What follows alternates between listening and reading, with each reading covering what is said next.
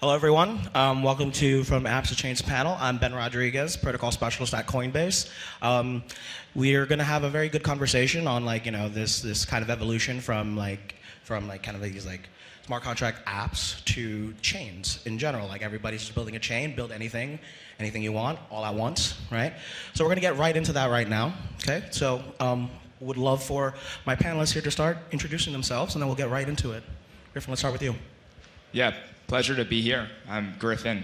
My background, so I studied computer science at Stanford. I was a researcher to begin with, so did embedded operating systems, worked at the hardware-software interface before getting into cryptography. While I was a student, did zero-knowledge protocol design and somehow fell into financing NFTs, which is where the business started. And I've been in the industry, founded Halliday for over 2 years now. Mike. Hey everyone, Mike from Lyra here. I'm one of the founders. I guess my background in crypto is I used to work at a DeFi protocol called Synthetics, and I left to start Lyra early 2021. We were one of the first kind of OP native apps and have since kind of made the transition from pure protocol to app chain, so pretty relevant to what we're talking about today, and yeah, keen to get into that. Andrew. My name is Andrew. I'm the founder and CEO of Conduit. We're a roll-up platform. We enable anybody to quickly, securely, cheaply launch their own roll-up. We work with Mike at Lyra. Excited to be here today. Andrew, you're just everywhere today, right? You just finished a talk and stuff, and now you're on a panel. It's great.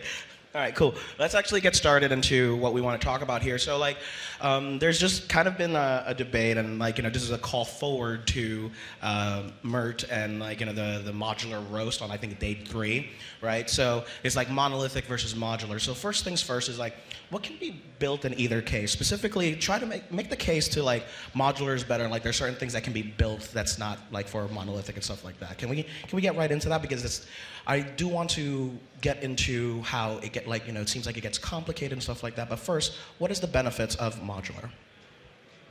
Anybody can start. I think the benefits of modular are that it's not one size fits all. And so I think for example, you see this on Ethereum where they're prioritizing the solo staker, quote unquote, for decentralization. And I think that makes innovating and kind of adding features slower and more difficult. I think the modular kind of blockchain enables teams like Lyra to build better applications by enabling them to customize parts of the stack. And it's not one size fits all, it's kind of application specific. And I think that's how we'll get best in class apps, and I think that's one of the reasons we're seeing Lyra have the success they've had. Yeah. Yeah, I think the only things you really want to build that are monolithic are base layer primitives like monies, like Bitcoin, Ethereum as well, kind of that settlement stuff.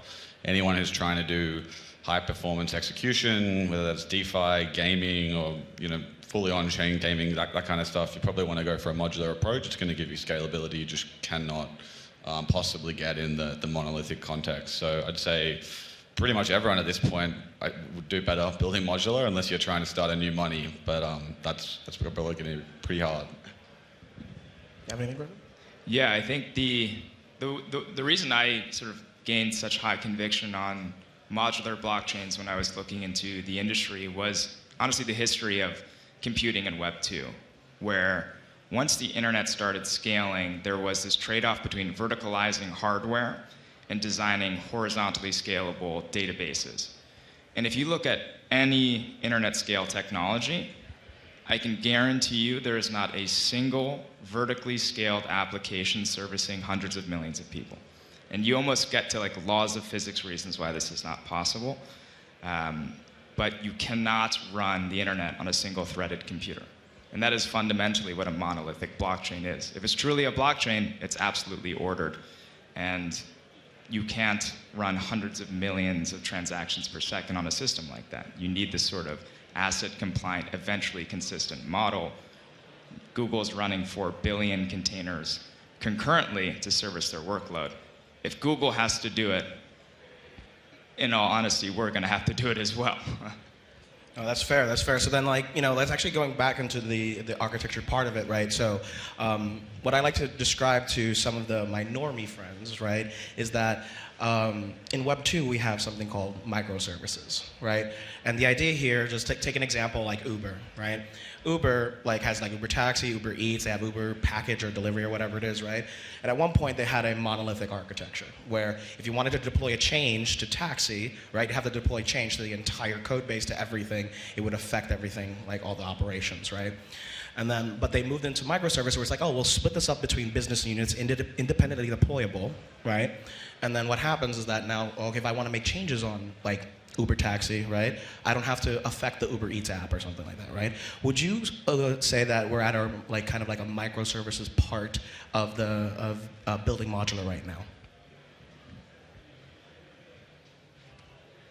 I think we're still in the early days. I think we're seeing a mix of things. At Conduit, we see both ecosystem chains that are building, tracking all of the integrations, making it easy to build, and pursuing that route.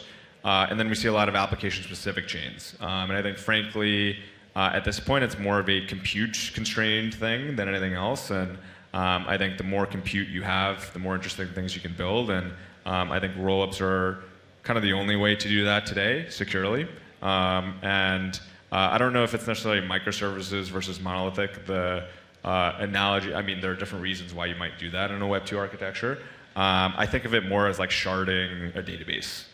And so I think, yeah, more compute, more data, more storage, and you get to co-locate the logic that's important to you. I think Griffin had a good point earlier around Google runs 4 billion containers. I think beyond that, it's not like Google and Facebook and all these big apps are composing all the time. There's actually maybe not as much data flow between those things, or it's kind of isolated. And I think we'll probably see a similar model emerge amongst crypto apps, right? Where I don't know that Pirate Nation needs to compose with Lyra necessarily. I mean, that might be a collab you guys do in the future, but maybe the simplest version of that is just you can bridge between the 2 chains. And I think there's good primitives for that today. Sweet. Anybody else got anything to say about that? Yeah, I mean, I would just say from our perspective, it all just comes down to being able to optimize for execution and data storage, as Andrew said. Microservice architecture feels like, yeah, maybe a decent mental model in the future, but right now I think we're still a little bit earlier than that. We're really focusing on being able to get our users high performance, usability that rivals what they'd be getting on a centralized exchange, while still retaining all the decentralized foundations that we sort of come to know and love over the last few years. Yeah. Sweet. Got anything, Griffin? Yeah, I think that the part of the analogy that I like, and that I think why microservices got adopted in industry, but there's a joke in distributed systems, which is rule 1 of distributed systems is don't distribute the system, right? Nobody actually wants to deal with the complexity of asynchronous coordination, your abstraction interfaces being a network boundary. These are all bad things, right? They make things more complex. But when you're at scale, and especially when you talk about a shared computer or a blockchain, you don't want these sort of systemic dependencies. You don't want one really successful app to take down the rest of the ecosystem. A lot of it is actually just pragmatism at scale, where you isolate failure modes. You isolate sort of strong dependencies to talk to each other in one place. That actually dramatically simplifies the sort of macro level computing system. So I do like that idea of push the complexity to these smaller nodes so that you don't make the entire system brittle. Is it exactly a microservice? No, but I do like that idea of segmenting the different computing environments. And that's seen everywhere in computing. Sweet, awesome, thanks for that. Let's actually get into the building of app-specific chains and stuff like that. There's the idea, and Andrew, you're enabling this with what you're building at Conduit, right? With being able to build an L2 or an L3 in just record time, right? Which is super awesome. You also just recently closed a raise, which is congrats on that, right? That's awesome. So then my question here is, right? When would you say it would be appropriate to build an L2 versus an L3? Can you talk about the differences between the two, and why would you build one over the other? Yeah, for sure. I think that's a great question, a question we get a lot at Conduit and kind of help folks navigate. Listen, I think that launching your own L2 kind of means that you're competing with the big boys, so a base or it kind of depends on what you're doing, but I think it tends to be a little more competitive and a little more expensive. I think you are a bit closer to Ethereum, and so I think that means that bridging is probably a bit easier. Onboarding is probably a bit easier for folks that are already on Ethereum. I think if you want to go the L3 route, why we might see that is if you're a smaller app-specific chain that wants to use kind of an L2 settlement layer as a means of getting users. And so Base, for example, has a bunch of infrastructure integrated. They're going to have Coinbase onboarding. They have smart wallets. They have all this great stuff. And so you can leverage that and the users already existing, the assets, to have really great onboarding. And so really, I think it comes down to what you're trying to build. If you're really tied into the Base ecosystem, your users are there, you're going to benefit from kind of the wave of innovation and kind of activity happening there, then an L3 would make a lot of sense. I think if you want to be a bit more sovereign and kind of, Lyra's a great example of kind of paving their own path.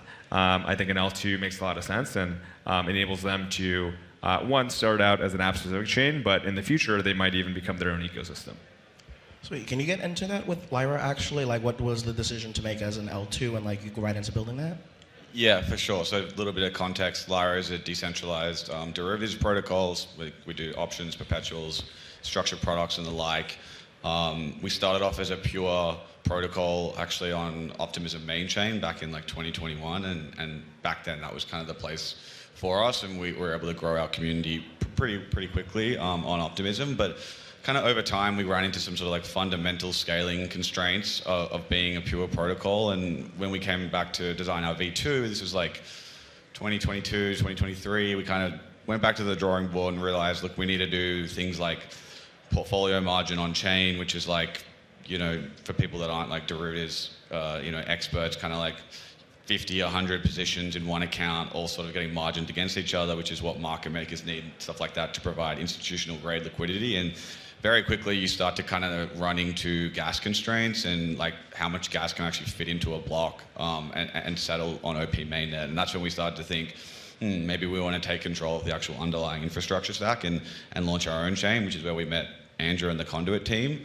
The other part of that as well, though, which I think is important, is there is a economic model to running your own chain which can be profitable if done correctly. It can also be wildly unprofitable, as we found out at the very start, because we were actually settling to Ethereum L1 DA late last year when gas was spiking, and this was pre-4844 and pre-span batches, is it? And so we ended up losing 37, 38 ETH in the first month, but there was actually a solution for this, which was we were able to migrate to Celestia and get our DA sort of ported from ETH to the Celestia DA solution. So now running a much more economically viable chain. And I think for any app that is running on, say, an OP mainnet or an Arbitrum mainnet, at some level of scale, you're going to start to probably think about should we be internalizing this gas market that we're sort of just renting at the moment. The trade-off, of course, is you're leaving a more established ecosystem an Arbitrum or a Base and going out on your own. But I think there is a point there where it does become sensible for applications to go and build their own chains. And so that's kind of what we decided to do. So just to recap, it was sort of on the one side, fundamental technical constraints that we want to be able to push the boundaries of and change the gas limit, potentially make some modifications to the actual OP stack code that we're running, but secondarily also bring a new economic model into the Lyra ecosystem as well. Sweet, awesome. So now I have another question here. Do you think there will be other layers, like an L4, for example? I know it's been a little bit memed on stuff like that, but I can think of potentially use cases for an L4, maybe an isolated environment for private transactions, for example, that you don't want to mix up with public transactions or something like that. That's what I think, at least. But would there be situations where we might need L4s? Anyway. I mean, I think there will be L5s. Okay. No, I think realistically, I think the end game is that it kind of doesn't matter what layer you're on. This is just crypto compute, and as long as it's easy to use, it kind of doesn't matter where it's anchored. And so I think we might see L10s one day, and I think if you go, I think I think traditionally we've looked at crypto as so kind of supply constrained that there just hasn't been that much built. We've just seen fees go up. But I think if we have all of this compute that can actually fulfill that demand, it's going to be like this huge tree kind of coming out of Ethereum, right? And so I think it'll keep going up. The layers will kind of keep going up. And we just need to make it easy to transact across these chains. You mentioned something before, Andrew, about like sovereignty. Obviously, like as you go further and further up the stack, what do you think the real trade-off is as you get up to like L3, L4, L5? Like, what are you trading off? You're obviously gaining a ton of scalability, cost reductions, and everything like that. But do you think at some point it starts to undermine some of the fundamental sort of decentralization? Like, yeah, how do you think about it? Yeah, there are certainly like trade-offs there. Like I think stacking an L3 on top of a layer 2 probably makes it a little bit less secure, at least in terms of some of the like fault-proof kind of delay game theory logic. I think ultimately a lot of these L3s are already making some trade-offs. For example, like in Orbit AnyTrust chain, right? With a 1 out of 1 like DAC, which is like a lot of them, is really just treating the rollup as a server. And if you're running a game, like maybe it doesn't kind of matter that much. I think frankly what kind of stacking layers, one does it does cost compression, and the compression is like quite good. But then two, it's like how close are you to a specific layer? And so it is easier to use or like kind of bridge from a layer that you're settling to. And so I think as these layers expand and like as they fill kind of the supply of block space available, you'll see like natural branches of these like layers kind of launching on top of them. That was a great question. Thank you for asking that, Mike. And also, like, you hinted at decentralization as well, right? Like, there's criticisms, from, different parts of the community, outside communities and stuff like that, about like, L2s being quite centralized, as well as like, an L3 settling to an L2 would be kind of centralized, right? So can you address kind of like the decentralization aspect? What does it look like for the different parts of the stack? We could start with L2s, L3s, and stuff like that. And then just kind of like addressing that potential concern. What does decentralization look like in a modular world? Anybody? Griffin, you want to go? Yeah, I'm happy to speak on this one. I think the primary trade-off is not necessarily, like I think decentralization, there's many axes to what that actually means, right? There's censorship resistance, there's like execution correctness, there's liveness, right? The thing that changes with these sort of off-chain execution environments that commit to a sort of like a state transition, they're like computationally, they have to be correct, right? Because of fault proofs, and the industry is moving towards zero knowledge proofs. And that's the design of these. Like you can't get all three, because the consensus is network bound at the end of the day. So if you want to scale, you do need to sort of sacrifice on one part, and that's liveness at the end of the day, right? Because if you're running your own shard and your server goes down, transactions might not be accepted, but you can always sort of go back to the L1 and sort of abort the transaction and get your money out. So it is trustless, actually. So I don't think it is as decentralized as you can get, except there's a slight liveness issue where if anything goes wrong, you need to resort to something that's higher latency. But it is really the best of both worlds. Because without that, what we're saying is, we're going to scale on a monolithic architecture, which is just, like from an engineering perspective, is not possible. I think that was a great overview of kind of the core characteristics of a rollup. I think like maybe there's characterization of rollups today as like they're multi-sigs. But I think there's been a lot of progress on at least the frameworks that we work with at Conduit on permissionless validation and moving towards stage 2 rollups where multi-sigs have a time delay and they can only do actions when like multiple fraud proofs actually disagree on the outcome. And so I think we're making really great strides towards scaling Ethereum. And I think as with any new technology, you want training wheels. And I think that's why the multi-sigs exist today. And I think we've clearly hit some trade-offs on the L1 that run amok of performance. And I think that's what rollups are here to solve. Sweet. Awesome. I mean, obviously, we get all criticisms aside, like there's progress that needs to be made because then we're talking about like onboarding 1 billion people, and my take is that like we're not ready for that, right? We need more of this, like, infrastructure to be built out and all that fun stuff, right? And that is like, going into different layers and all that fun stuff. But this also brings up to the point about fragmentation, right? Many different chains, right? Many different things, and it's very confusing to, any kind of user. I mean, I tell this to my mom all the time, and she's like, I just don't know what to do, whatever it is, right? So I think one thing I want to ask is that, like, with all of these like chains that are coming out and like we expect to happen in like this modular expanded future, right? Where does the user onboard? I mean, I think if we look at Web 2 is pretty fragmented, right? Sure. And so I think application. I think there's a little bit, and I maybe touched on this earlier, is that we kind of assume that the billion users we're going to onboard are going to be exactly like the users that we have today, and I almost think that maybe that's not quite right. And as we onboard the masses, I think it'll probably be more about applications. And I almost think that the fragmentation is going to be abstracted away. And whether that's third-party bridges, there's a bunch of, I'm sure, like intense stuff that, intense protocol people that would love to kind of jam on that. But I generally think that this will be abstracted away, and people will just be using apps. Okay, cool. Griffin, I think maybe you want to talk a little bit about what you just released? Absolutely, yes. I think this problem we're very, very familiar with at Halliday. And the way I like to describe it from a Web 2 analogy is, imagine you logged into Netflix, you choose a piece of content, and before you can actually watch the content, the application says, hey, please tell us like sort of which backbone network you want to use. Is it a tier 1, tier 2 ISP? Are you on Cloudflare, on Akamai? Do you want us to use a Cisco router? Like, that's the level of abstraction that we're giving to our users. And where we sit in the stack is we're a payments business. And we say, okay, a user wants to spend $1 on a modular chain. They don't care how it gets there. They don't care where their funds are sourced. They have an outcome that they want, which is, I want to spend $1 of my balances that exists on my fiat bank account, in a centralized exchange, or on one of a plethora of chains. And so what we released, and we call this commerce automation at the company, which is providing a uniform interface on top of automating where the flow of funds go. It is an intent-based architecture. You sign a declarative outcome, and then it just works. And that is the level of abstraction that people want.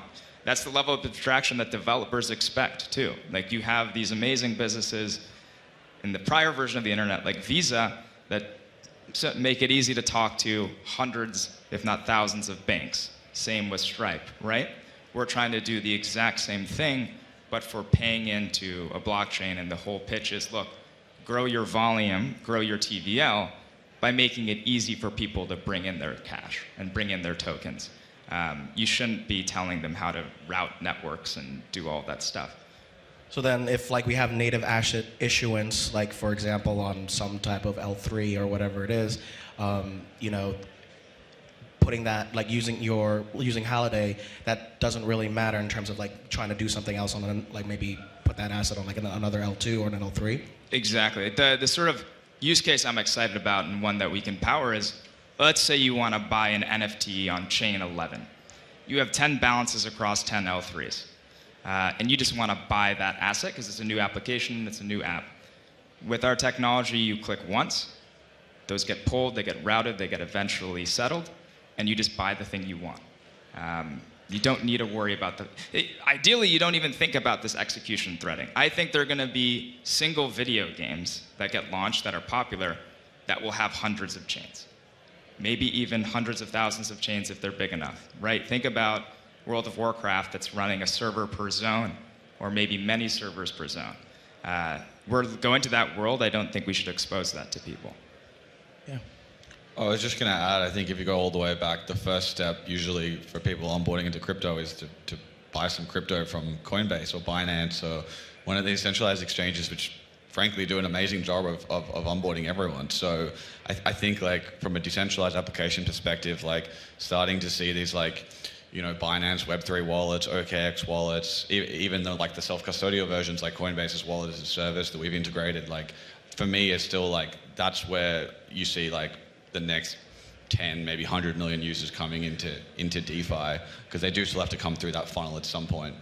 So that's kind of where I'd be looking in terms of the onboarding problem. So you think that people will be mostly onboarding through sexes and stuff like that, or you don't think people are going to be potentially like onboarding directly onto, let's say, just, I'm not trying to shill, but Base, for example, right? Well, I mean, where are Base's users coming from at the moment? Are they coming from Coinbase, or are they coming somewhere else? I mean, definitely from a lot from Coinbase. I would assume. I actually don't know the numbers, but I would assume that's kind of still where most people get their start. And I think that's a great point of call for centralized exchanges. And maybe long term, that's kind of what they end up becoming, is more just the sort of entry point into the DeFi ecosystem. Certainly, they're much better at customer acquisition than anyone in DeFi is. They've been doing it for over 10 years. We're trying to get better, but it's an education process, and you've got to get the user used to what crypto is, fiat, all that stuff, changing that into crypto, and they do that much better than anyone in DeFi. One really interesting thing we're seeing at Conduit is, I was maybe a little bit bearish initially on custom gas tokens if you're a chain, but I think one of the things it enables you to do, especially if you control the token, is to easily onboard your users. So I think what a lot of applications will do is they'll launch their token, make it a custom gas token, and then just airdrop balances to their users. And it's really cheap. It's their own chain, and that kind of circuits around all of this onboarding problem. And so they can have WETH on chain, they can have USDC, and they can swap into it from that custom one. But I think that's a super interesting application of the custom gas token that I hadn't previously appreciated. Yeah, one thing that I think is exciting as well is there's a whole sort of group of big payment institutions and financial institutions who are now aware of blockchain. And I think that for people who are onboarding through apps, and what we've seen this in Web 2 as well, is that I think embedded finance and these embedded checkout solutions will be the dominant form of transacting in the future. And the reason it's hard right now is there's a KYC burden at the because tokens are convertible virtual currencies. But what we forget is that there are all these businesses, the credit card businesses, the telephone networks, the traditional financial institutions that already have all of this data for everybody. And once they sort of hop in and connect to the crypto rails, that is going to unlock a whole slew of, because you don't need to go through a 4-day, 5-day onboarding process with those guys, because they already have it. Oh, no, makes sense. So let's get into some maybe more fun things if you want to consider at that. What do you want to, with this modular expansion, right? What do you want to see built, right? Andrew, I know you enable all of that stuff through Conduit also, but what are you thinking right now where it's this is something that needs to be built right now? As an infra provider, it's typically not my domain. I think what I do want to see is I want to see builders utilize kind of the blockchain more as a server. And I think right before this, I gave a talk on proof of play, which is a game that is currently running at 40 million gas a second consistently. That's 20x Ethereum. That's 5 times Base. And I think once you start thinking in terms of I have this entire thing to myself, how do I max it out? And even down the line, how do I shard this, right? How do I run multiple chains? And then what is the interop story there? I think you start getting into the more traditional Web 2 lens of thinking, where I can build something great and kind of the scale. I'm not kind of inhibited or kind of held back by some of the fundamental limits that people have today. Sweet, yeah. I know you're building Lyra, man, but do you have anything that you think would be this needs to be built or something like that? I think the main thing for us and anyone in DeFi who's pursuing their own app chain is you do give up composability when you go to your app chain, and that is kind of where most of the magic happens. If you look at what's going on in Ethereum, it's restaking into Pendle, into something else, back into Pendle, and when you kind of go off on your own, you give up some of that. So I think for app chains like ours to truly thrive, and one of the great things about options and structured products, they are composable instruments, but if we don't sort of enable some good level of asynchronous composability, we obviously can't get synchronous between different networks, we do kind of undermine our own sort of efforts. And so I just want to see the interop and asynchronous composability space continue to be developed.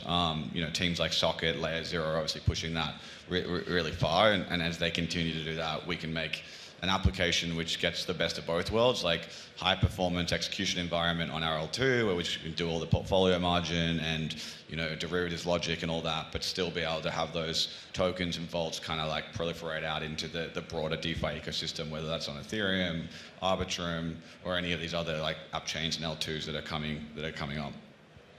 Got something, Griffin? Yeah, one thing I would love to see be made possible is just asynchronous computing in a way that's not just for fungible tokens. And the reason I say that is it's pretty simple to get this sort of asynchronous model with cross-chain atomic swaps, right? You have this sort of escrow lock. A lot of the intent protocols, right? They lock money, front the capital, and then you release it on the other chain after the fact.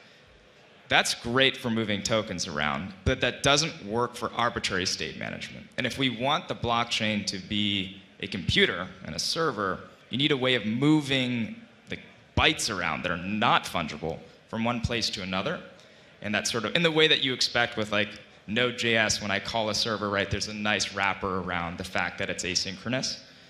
I think we should bring back the Yank opcode. There's an old ETH research paper on this, and it was basically saying you should be able to take part of contract state, freeze it on one chain, and then move it over just in time. And what that lets you do is you can start sharding truly and having access to memory. And like the OG analogy would be like pipes in an operating system, where you can actually move data. Not just a lot of interop today is not really interop. It's just fungibility reduces the problem. Data interop is almost impossible right now, unless you use these wrapper constructs. You're not actually moving state between the chains. Oh, that's pretty cool. So more infra? More infrastructure. All right. So we have actually a little bit of time, and I don't mind to we got a couple of minutes. If anybody has any questions, I'll run to you if you have any questions for anybody on the panel or me. If not, then we can end, and this has been really great. But first, let's get some questions. I also can't see, so you might have to call out. These lights are like killing me right now. All right, great, perfect. All right, so I've been Ben Rodriguez, a protocol specialist at Coinbase. Griffin, founder and CEO of Holiday. Mike from Lyra. Andrew from Conduit. And thanks for joining us on this panel.